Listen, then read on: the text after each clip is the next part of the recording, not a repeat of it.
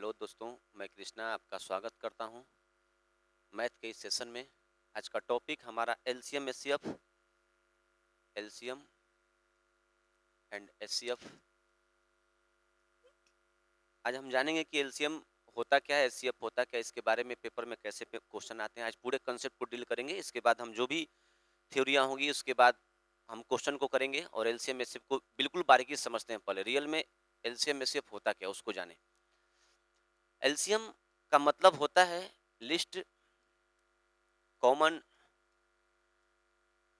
Multiple, list common multiple. ठीक है।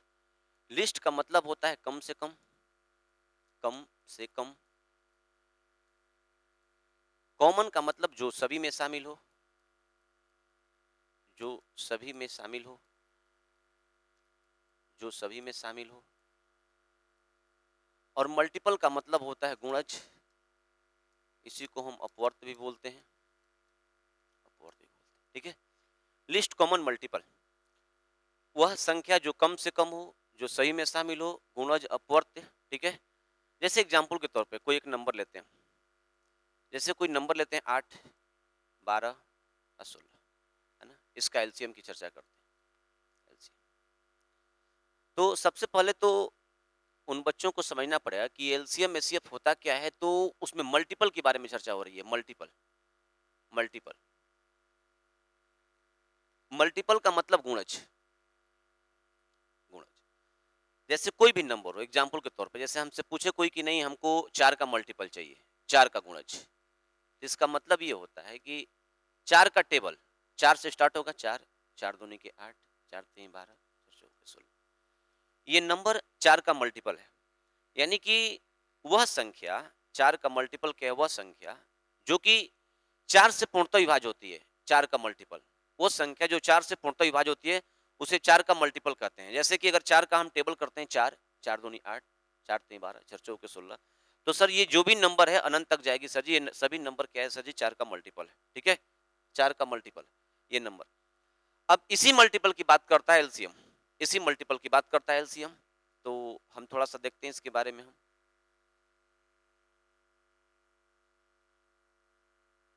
जैसे 8 के लिए 8 का मल्टीपल 8, 16, 24, 32, 40, 48। इसके बाद अगर हम 12 का मल्टीपल की बात करें तो 12, 24, 36, 48, 60। अगर हम 16 की मल्टीपल की बात करें तो 16, 32, 64। एक बात मैंने देखा कि अगर 8, 12 और 16 का अगर एलसीएम की बात करते हैं हम, तो एलसीएम बोलता है लिस्ट कॉमन मल्टीपल।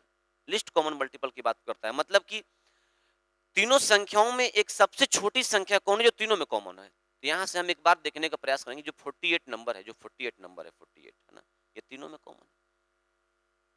तो हम बोलेंगे कि 8, 12, 16 का एलसीएम 48 हुआ। 8, 12, 16 का एलसीएम 48 हुआ। और 48 एक ऐसी छोटी संख्या है, एक ऐसी छोटी संख्या है जो कि 8 से, 12 से और 16 से कटने वाली सबसे पहली नंबर है। 8, 12, 16 से कटने वाली सबसे पहली नंबर क्या है? 48। तो यही एक ऐसी संख्या है जो 8, 12, 16 से सबसे पहले कटेगी। 48 से पहले ऐसी कोई संख्या ही नहीं है जो कि तीनों से कट जाए। 8 से, 12 से और 16 से कोई ऐसी नंबर नहीं है जो कट जाए। तो सबसे बड़ी चीज यह है कि एलसीएम की डिफिनेशन क्या हुई। तो हम इस चीज को ऐसे बोल सकते हैं कि किसी दी गई संख्याओं का मल्टीपल वह छोटी से छोटी संख्या है। यानी किसी संख्याओं का एलसीएम वह छोटी से छोटी संख्या है जो अपने संख्या से पूर्णतः विभाज्य होती है। ये अपने नंबर से पूर्णतः विभाज्य होती है। यानी 8, 12, 16 से कटने वाली सबसे पहली संख्या 48 है। इससे पहले कोई नंबर ही नहीं है जो कि तीनों से विभाज्य हो जाए। सबसे पहली नंबर 48 है। ठीक है ना। तो एलसीएम को हम थोड़ा सा जाने कि लिस्ट कॉमन मल्टीपल होता क्या है। मल्टीपल का मतलब गुणज, यानी कि किसी भी संख्या का अगर 8 है तो 8 का मल्टीपल का मतलब 8 का टेबल कर देते हैं। ये संख्या 8 का मल्टीपल हो गई। अगर 9 का मल्टीपल तो 9 का मल्टीपल 9 का टेबल कर दिए। ठीक है। तो एलसीएम हमेशा अपने मल्टीपल की बात करता है, और वह मल्टीपल जो सबसे पहले हो, तीनों में जो चारों में जितनी भी नंबर लेंगे जो सबसे पहले कॉमन हो, वही उसका एलसीएम बनता है। एलसीएम की सबसे खास बात है कि 8, 12, 16 से कटने वाली सबसे पहली संख्या है। इसके बाद कोई नंबर है ही नहीं जो तीनों से कट जाए। सबसे पहली संख्या 48 है, ठीक है। तो थोड़ी सी हम जाने कि एलसीएम लियर में होता क्या है। अब एलसीएम की कौन कौन सी विधियां हैं उसको हम देखते हैं, ठीक है। एलसीएम की और कौन कौन विधि है। जनरली हम भाग विधि की बात करते हैं और इसके बाद अभाज्य गुणनखंड विधि की बात करते हैं, अभाज्य गुणनखंड विधि की, अभाज्य गुणनखंड विधि। जैसे कोई नंबर है 8, 12 और 16, यदि इसके एलसीएम की बात करें हम तो भाग विधि में हम लोग क्या करते हैं कि शुरू से बचपन से हम पढ़ते आए हैं कि इसका निकालने के लिए 8, 12, 16, तो बच्चे ऐसे भी निकाल लेते हैं कि वो सबसे छोटी नंबर जो सबसे पहले करती होगी, यानी कि सर जी 2 एक नंबर है जो तीनों को काटेगी, है ना, तो 2 से बच्चा डिवाइड करता है कि फिर इसके बाद देखता है कौन नंबर है तो फिर बोलता है कि सर 2 से कटेगा, फिर देखता है ऐसे कौन सी नंबर है तो 2 से कटेगा, तो उसको मिलता है एलसीएम क्या होती है सर जी उसका कि 2 गुना 2 गुना 2 गुना 3 गुना 2, तो बच्चा पाता है कि 48 हुआ। लेकिन ये सब एक जमाना था, बीत गया, ये सब मेथड हम यूज नहीं करेंगे पेपरों में कभी भी नहीं, ये सब मतलब नहीं है, बस हमारा काम था थोड़ा सा कि देखते हैं एक बार समझाते हैं, आपकी खोई यादें को वापस दिला दिया मैंने, ठीक है। इसके बाद अभाज्य गुणनखंड विधि की चर्चा करेंगे हम। तो 8 का जो अभाज्य गुणनखंड यानी प्राइम फैक्टर जो होते हैं सर क्या क्या होते हैं, 2 दूनी के 4, 4 दूनी के 8, ठीक है ना। इसके एक प्राइम में 1 भी आएगा, कोई दिक्कत नहीं है। फिर 12 की बात करते हैं हम तो सर जी 2 दूनी के 4, 4 तिहाई 12, ठीक है। इसके बाद इसका एक फैक्टर ए भी है 1, क्योंकि 1 सभी संख्या का फैक्टर होता है। इसके बाद 16 की बात करें तो 2 दूनी के 4 दूनी के 8 दूनी के 16 इसमें। तो हम एक बात जिक्र किए कि अभाज्य गुणनखंड विधि में 8 के जो भी प्राइम फैक्टर हैं सर, यहाँ पे 2 3 बार आ रहा है मैक्सिमम पावर के रूप में, और 2 यहाँ पे 2 बार आया और 3 1 बार आया, इसके बाद यहाँ पे 2 4 बार आया। तो हम एलसीएम लिखते क्या है कि जो भी संख्या है ना, अगर सब में आधार है तो मैक्सिमम आधार किसका है, तो मैक्सिमम आधार 2 का सबसे बड़ा घात इसमें से 4 है, इसका मतलब सर जी बड़ा पावर हम 4 लिख दिए। इसके बाद और रेस्ट नंबर क्या बच गई, तो आप बोलोगे सर 3 बच गई, तो हम बोलेंगे 3 लिख लो, एलसीएम क्या हो 48। तो ये भी कोई तरीका बस इसका एक फॉलो है कि नहीं सर जी हम इस चीज को जानते हैं, बस हमारे पास 2 विधियां, भाग विधि अभाज्य गुणनखंड विधि, ठीक है ना। और इसके बाद हम आगे बढ़ेंगे। अब एलसीएम को मैंने जाना पहले कि भाग विधि होती क्या, अभाज्य गुणनखंड विधि क्या होती है, ठीक है ना। लेकिन आप इस चीज को कुछ अगर प्राइम फैक्टर की बात करते हैं, चाहे एलसीएम जैसे आप इसको डील करते हैं, बनाते हैं एलसीएम एससीएफ को, तो एलसीएम में जब आप इस चीज को बनाने जाते हैं तो आप सबसे पहले इस बात का हमेशा केयर करें कि 8 12 16, है ना। तो अब बचपना बीत चुकी है, आप देखिए जरा एलसीएम क्या है, तो आप सबसे पहले एक दूसरी विधि आपको हम बता रहे हैं, ठीक है ना। अगर संख्या छोटी हो, 100 तक की संख्या हो, और हम देखते हैं कि नहीं उसके प्राइम फैक्टर हम आराम से ओरली कर सकते हैं, ठीक है ना। और नंबर पे तो कमांड करना पड़ेगा, विदाउट कमांड के कुछ होने वाला नहीं है, तो हम आराम से कर सकते हैं। जैसे इसमें 8 12 16 सबसे बड़ी नंबर कौन है, तो आप बोलोगे सर 16 है, तो हम बोलेंगे कि 16 को एलसीएम मान लो, आप 16 को एलसीएम मान लो। लेकिन आप इस बात को समझना हमेशा क्या कि 16 में 2 कितना आता है, 4 आता है, तो 16 काम खत्म। अब 12 पे आते हैं हम, 12 में 2 2 आता है और 3 1 आता है। तो हमने एक बात को देखा कि जब 2 2 आता है 3 1 आता है, तो ऐसा कंडीशन है कि ये तो 2 पहले 4 ले चुका है, इसका मतलब सर जी 2 का काम खत्म, बचा 3 और 3 को यहां लगा लेंगे हम। इसके बाद हम 8 की जिक्र करेंगे, तो 8 को देख रहे हैं हम क्या कि 8 जैसे ही हम उस पे जा रहे हैं उसके फैक्टर में 2 उसमें 3 आता है, और 16 में पहले 4 आ चुका है, इसका मतलब सर काम खत्म हो गया, एलसीएम 48 होगी, एलसीएम 48, है ना। अब 48 के बारे में फिर एक बार बोल रहे हैं सर जी एलसीएम क्या है, तो किसी दी गई संख्याओं का एलसीएम वह छोटी से छोटी संख्या है जो अपने संख्या से पूर्णतः विभाज्य होती है, यानी कि 8 12 16 से कटने वाली सबसे पहले नंबर 48 है, इसके पहले कोई नंबर नहीं है। 1 से लेके आप 47 तक नंबर चेक कर लो कि क्या कोई नंबर है ऐसे जो 8 12 16 से कटे, आप बोलोगे नहीं सर जी। तो अगली नंबर कौन है सर जो कि 8 12 16 से कटे, तो जवाब होगा सर जी अब 48 का मल्टीपल 48 का मल्टीपल, ठीक है ना। अब अगली नंबर ये 48 गुना 1 है, ये 48 गुना 2 होगा, 96 कटेगा अब, है ना। इसके बाद 48 गुना 3 होगा, 144 कटेगा सर, यानी कि अब ये नंबर 48 के मल्टीपल के रूप में बढ़ेगी, यानी 8 12 16 से कटने वाली सबसे पहली नंबर 48, इसके बाद 96, इसके बाद 44 डॉट डॉट डॉट तक जाएगी वो मल्टीपल के रूप में, है ना। ये बात हमेशा ध्यान दें, आप आगे कंसेप्ट में बड़े सवालों करने में मदद मिलेगी, ठीक है। हम एलसीएम के बारे में चर्चा की, छोटी सी एलसीएम होती क्या है, एलसीएम को कैसे करेंगे, है ना, मेन उसका छोटा सा एक पॉइंट था जो कि हमने डील किया। अब इसके बाद आगे चलते हैं अगले कंसेप्ट की तरफ, ठीक है। जैसे अगर हम एलसीएम में चर्चा करें तो एलसीएम जनरली छोटे छोटे एग्जामों में, पेपरों में आ जाता है कभी कभी। भिन्न वाली संख्या का एलसीएम, भिन्न वाली संख्या का एलसीएम, भिन्न वाली संख्या का एलसीएम। तो आप देखोगे कि हमेशा जो होता है, ये क्या होता है कि एलसीएम निकालनी है तो अंश का एलसीएम, अंश का एलसीएम बटे में हर का एचसीएफ, ठीक है। ये जनरली कॉमन बात होता है सर, है ना, और हर बच्चों को पता है। छोटी सी मैंने कंसेप्ट को उठाया है तो सोचा कि इसको भी डील कर देते हैं, ठीक है ना, क्योंकि हर स्टेट स्तरीय पेपर में कभी कभी, जैसे अभी ग्रुप डी एनटीपीसी का पेपर चल रहा है जिसमें कभी कभी क्वेश्चन देखने को मिल जा रहे हैं, ठीक है ना। तो भिन्न वाली संख्या का एलसीएम, अंश का एलसीएम बटे में हर का एचसीएफ, हर बच्चों के लिए, ताकि जो बच्चा बिल्कुल नया हो, टेंडर एज में हो, उसको भी तैयारी करने का मौका मिले। और हम जीरो लेवल से स्टार्ट किए हर चीज को, कंसेप्ट को समझेंगे, इसके बाद बड़े बड़े सवाल करेंगे, ठीक है। तो भिन्न वाली संख्या, जैसे कि अगर कोई एग्जाम्पल के तौर पे अगर एक बंदा हमसे पूछ ले, सर जी 5 बटे में 6, कौमा 8 बटे में 5, 8 बटे 5 इसको हटाते हैं, दूसरा नंबर लेते हैं,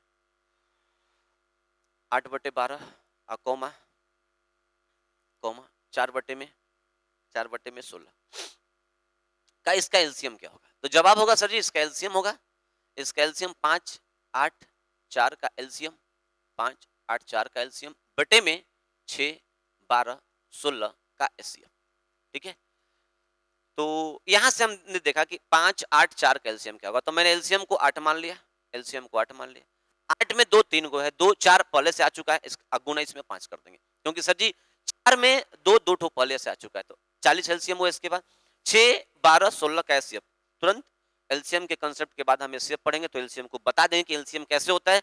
फिलहाल मैं लिख दे रहा हूं यहाँ पे 6 12 और 16 का एलसीएफ अगर 2 होगा तो सर यहां से एक बात मिली, 2 चौके 8 और 5 चौके 20, इसका मतलब इसका सर जी जो एलसीएम हुआ 20 के रूप में आ रहा है।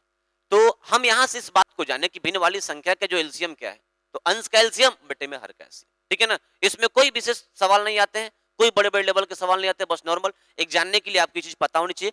किसी स्टेट स्तरीय पेपर में क्वेश्चन आ जाए तो हम इसको आराम से कर सकते हैं, ठीक है। अगले कंसेप्ट की तरफ बढ़ते हैं।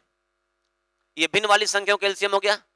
अब कभी कभी पावर घात वाली संख्या का एलसीएम आता है, लेकिन घात वाले में बड़ी बड़े सवाल बन देंगे, जो कि उसके लेवल होंगे उसको सब कुछ डील करेंगे। लेकिन हम छोटी सी अभी चीज क्वेश्चन को देखते हैं, छोटा सा, घात वाली संख्या का एलसीएम, घात वाली संख्या का एलसीएम, एलसीएम घात वाली संख्या का एलसीएम। तो आपका जवाब होगा कि सर जी जब आधार समान हो, जब दी गई संख्या का, जब दी गई संख्या का, जब दी गई संख्या का आधार समान हो, जब दी गई संख्या का आधार समान हो, आधार समान हो, बेस उसका इक्वल हो, समान हो, तो बड़ी घात वाली संख्या एलसीएम होती है।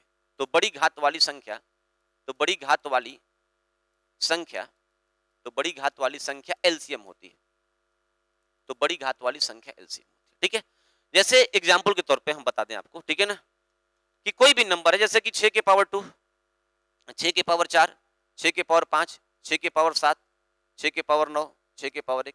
एक बच्चा बोले गुरुजी इसका एलसीएम क्या होगा, तो हम बोलेंगे बेस समान है सर, इसका बेस समान है, इसका एलसीएम बना लो आप, इसका एलसीएम बना लो 6 के पावर 9, जो बड़ी घात है सर जो उसका एलसीएम बनेगी, ठीक है।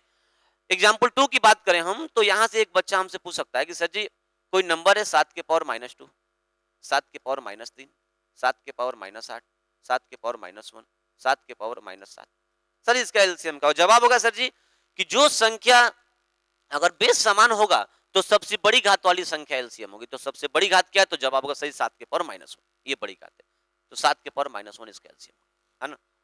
इसके और भी एक्सपेक्ट हैं, जैसे कि हम आगे पढ़ेंगे, बड़े सवाल इसके भी देखेंगे, पावर और पावर वाला सवाल देखेंगे, लेकिन अभी फिलहाल हम कंसेप्ट के लिए घात वाली संख्या का एलसीएम, जब दी गई संख्याओं का आधार समान हो तो सबसे बड़ी घात वाली संख्या एलसीएम होती है।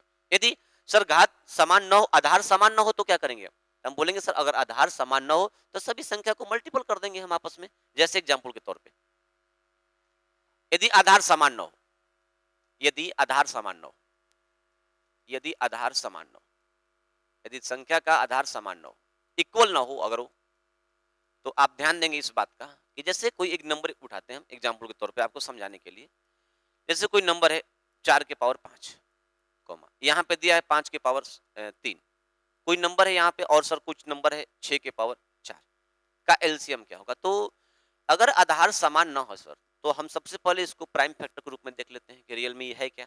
तो जवाब होगा सर जी ये 4 का पावर 5 है, मतलब 2 का स्क्वायर है, 2 के पावर 10 है। यहाँ जवाब होगा सर ये 5 के पावर 3 है सर जी।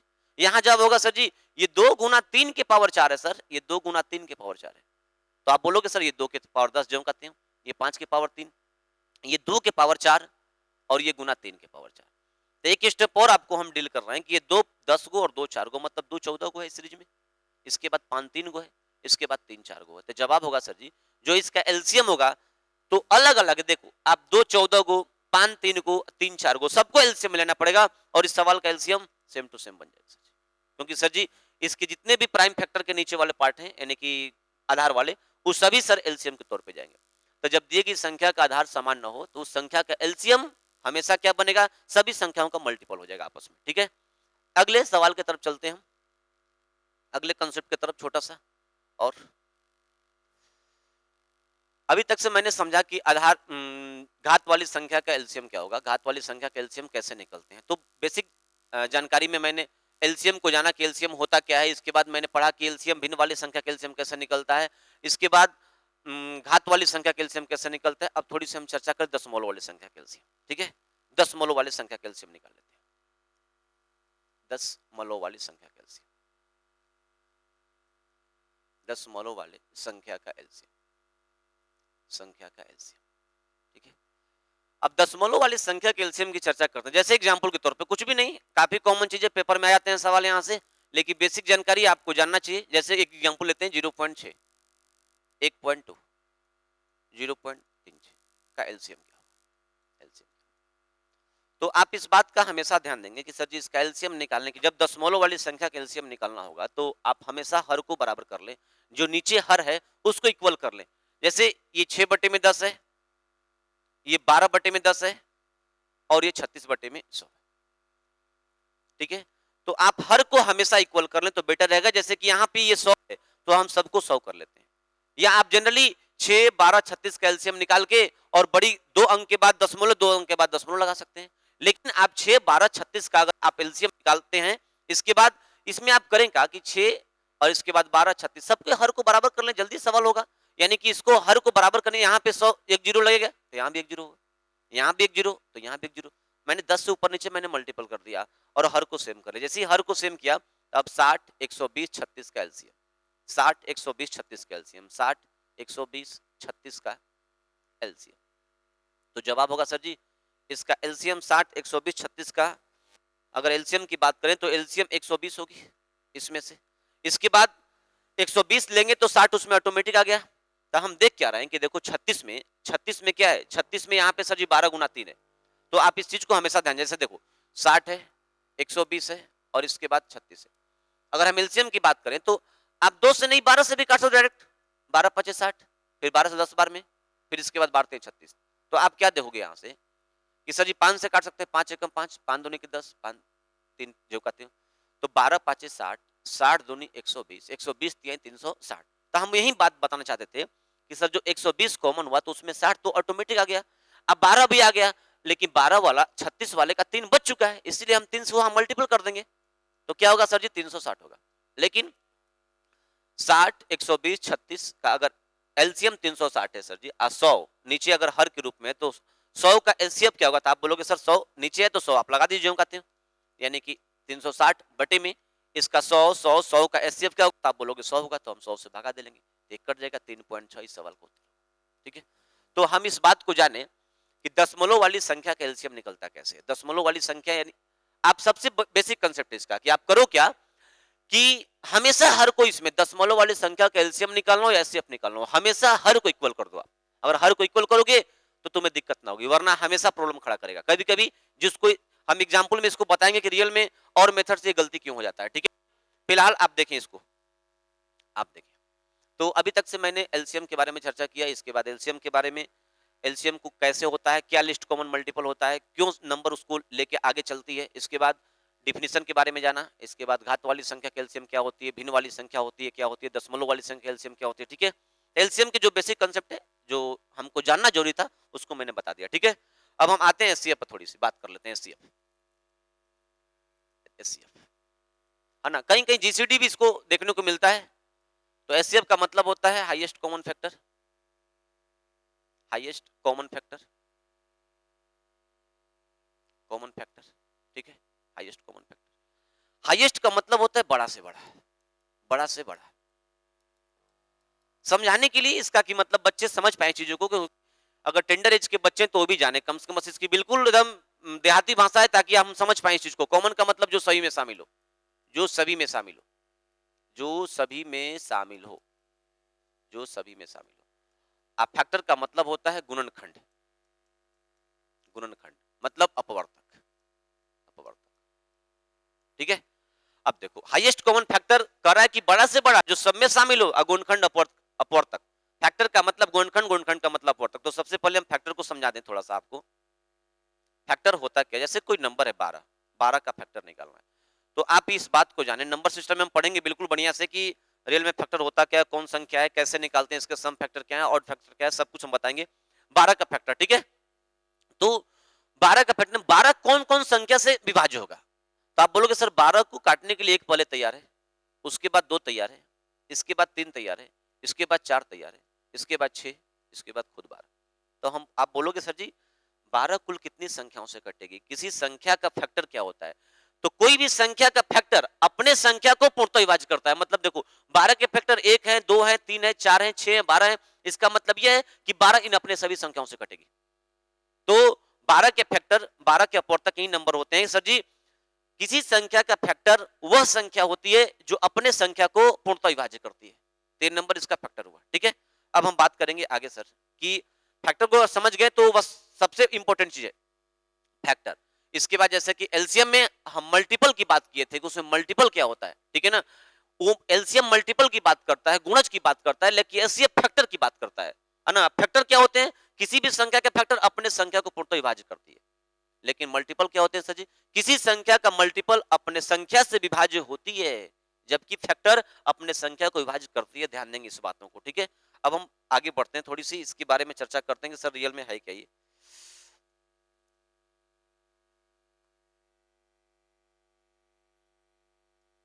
अब देखो जैसे एग्जाम्पल के तौर पे आपको समझाने के लिए, जैसे कोई भी एग्जाम्पल लेते हैं हम, एक नंबर लेते हैं 12, उसके बाद एक नंबर लेते हैं 24, और कोई एक नंबर लेते हैं 23, सपोज करते हैं, है ना।